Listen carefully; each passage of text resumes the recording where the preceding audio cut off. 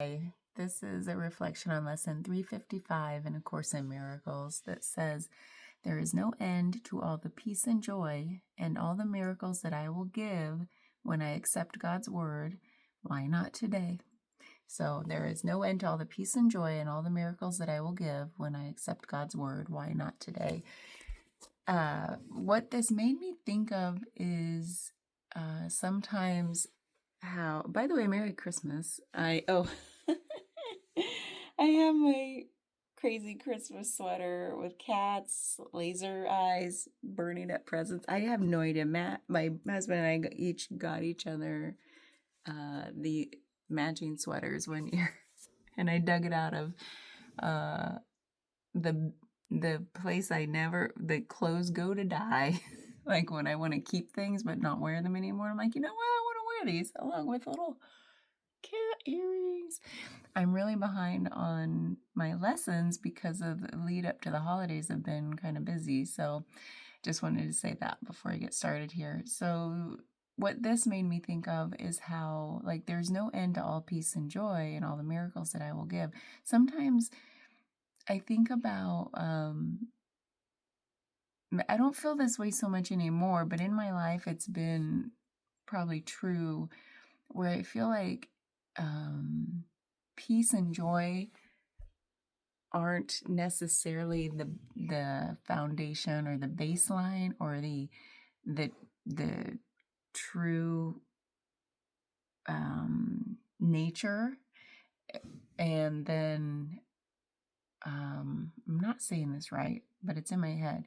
And like it's just like you're waiting for more bad stuff to come, versus that's like sometimes it would feel that way, where it's like, well, the steady state is one of struggle, challenge, kind of moodiness, not necessarily joy and peace. So it felt like, oh, I feel joy, I feel peace. It felt like the anomaly, right, in my experience. Like, oh, like the thing that wasn't always there. So I recognized it because it was novel, like it was different than the norm.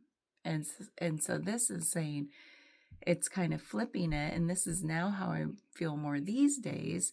But I don't know, it just took a long time to, I guess, get there.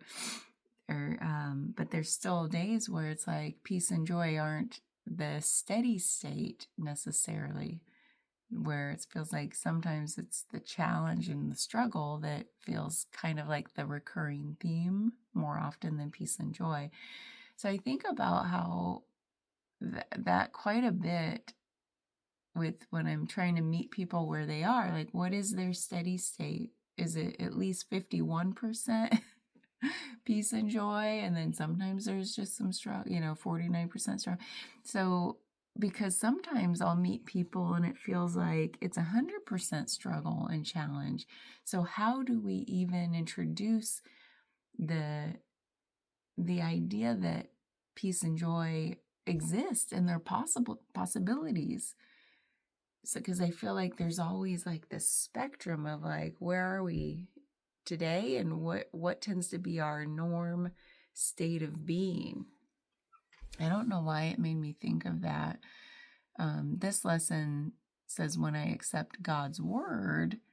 And what's that mean? I mean, God probably had a lot of words, but with this book, I think it means that God's word is that peace and joy are the steady state and they can be had. They're always here. It's just all the other stuff that gets in the way.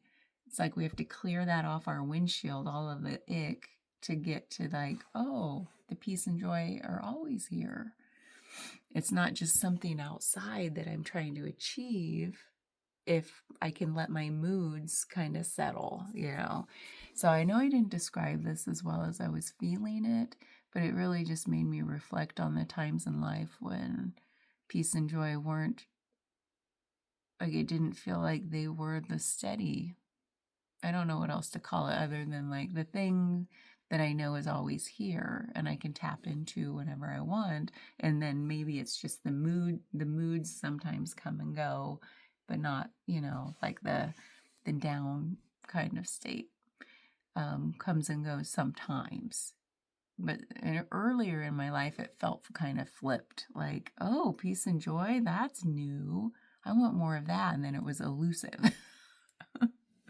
So anyway, I'm going to go because I don't really have anything else to say about this one.